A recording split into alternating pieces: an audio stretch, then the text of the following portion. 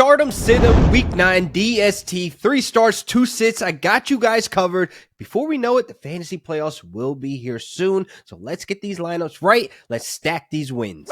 Now you got two notable defenses on bye this week. You got the Pittsburgh Steelers and the 49ers. And for the most part, I would like to hold on to these two defenses if you can. If you cannot make the room for them to stay, I understand. But the Pittsburgh Steelers, we have seen that they can put some really high ceiling points. And the 49ers, for the most part, we know they're a really good real life defense and they're not getting completely blown out. And the schedule kind of eases up as the fantasy playoffs approach. So please try to get one of these defenses in this video for a temporary fix this week, but hold on to the Pittsburgh Steelers for sure. Now, first up, I got the Cincinnati Bengals going up against the Raiders this week. Now, I don't have to sell you on how bad the Raiders offense is and how much upside there is here for the Cincinnati Bengals to get some sack production and possible takeaways. And I only say that because the Raiders, they're allowing 2 takeaways per game and 3 sacks per game. There's some points on the table for the Bengals if you want to stack those points on top of the 10 standard points we start with. If you want to hit some really high ceilings, maybe 15 points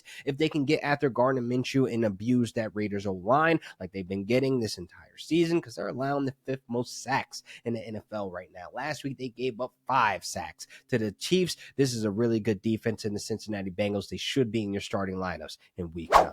Next up, I got the Chicago Bears going up against the Cardinals this week. The Chicago Bears have been an elite defense worth in conversation when you talk top 5 defenses in DST. They're a defense that play them really strong. They kept Jaden Daniels in check for the most part outside of that Hail Mary at the end of the game. We all remember a bonehead move by a couple players, or maybe it's just one player, but for the most part, they can keep this Cardinals offense in check. I believe they're going to keep Kyler Murray under 200 passing yards, because they haven't been allowing that many passing yards or explosive plays on the offenses, and they're probably going to try to keep James Conner in check as well, where I feel as though they're going to harass Kyler Murray in the pocket. They managed to sack Jaden Daniels last week twice. I think we can get some sack production in this game from the Chicago Bears in starting lineups, so I really wouldn't be too worried about the Cardinals offense, because I'm not quite sure if they're the real deal just yet. Next up, I got the Philadelphia Eagles in my starting lineups this week, going up against the Jaguars offense. And honestly, I've said this before in previous videos, I'm not a huge fan of having the Eagles DST in my starting lineups unless this is easy layup points. We don't want to make our DST start decisions very difficult. We want to take the easy points. We want sack production. We want takeaways. We want to keep the points low. And I think that's on the table this week for the Eagles, who are going up against this Jags offense who's kind of beat up. I mean, Brian Thomas Jr. is dealing with a rib injury. He seems to be okay, but he's banged up. Christian Kirk is done for the season with a broken collarbone, and we already know that was Trevor Lawrence's #1 favorite target. Now he's just left with Evan Ingram. And notice I didn't mention Gabe Davis, because who cares about Gabe Davis? He hasn't done anything all season, so I'm not really feared of this Jaguars offense. So I want to get the easy points. I want to get the high ceiling points that I think are on the table for the Eagles this week.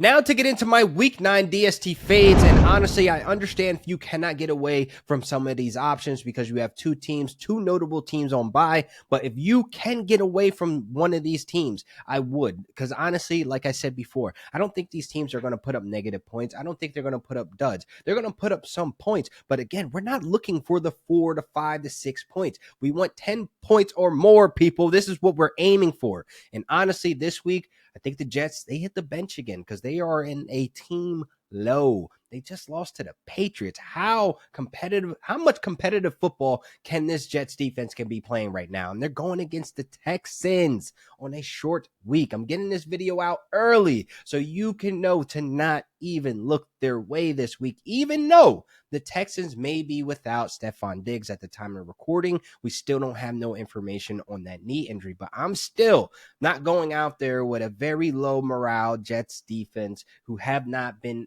the standard of what they've been in the past. Not trusting in my starting lineups because they still got CJ Stroud on the other side of that ball.